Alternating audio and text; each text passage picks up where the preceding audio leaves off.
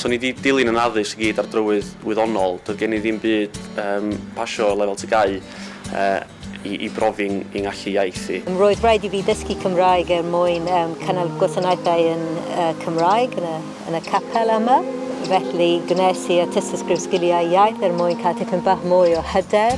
Ers i mi pasio'r Tystysgrif Sgiliau Iaith, dwi'n teimlo yn llawer mwy hyderus wrth ddefnyddio'r iaith yn gymdeithasol ac yn broffesiynol. O'n i'n neud gradd yn y Gymraeg tipyn pan ddechreuais i wneud Tystysgrif Sgiliau Iaith. Ond o'n i moyn cael tystiolaeth bod â fi sgiliau proffesiynol yn ogystal â rhai academaidd.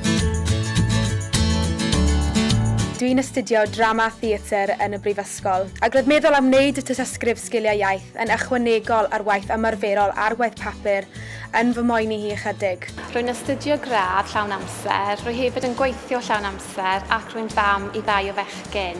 Felly, pan glywes i am y Dystysgrif Sgiliau Iaith, roedd yn rhywbeth roedd yn awyddus iawn i wneud, ond yn ansicr os oedd yr amser gyda fi. Ond i fod yn onest, oedd e dim problem o gwbl. Ar ôl siarad gyda'r tiwtor a gweld gymaint o gefnogaeth oedd ar gael i mi, benderfynais fynd amdani.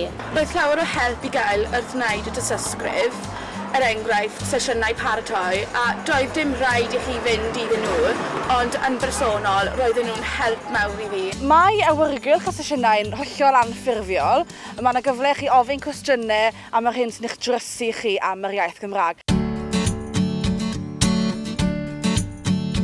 Wrth fynd mewn i cyflwyniadau yn trio am swyddi, roedd y gwaith llafar wedi helpu fi a wedi rhoi mwy o hyder i mi wrth wneud y gweithgareddau yma, a dwi'n credu bod fi wedi gwneud yn well oherwydd y Tystysgrif Sgiliau. O ran yr asesiadau, ydych chi'n cael eich profi ar y math o sgiliau byddwch chi angen yn y gweithle.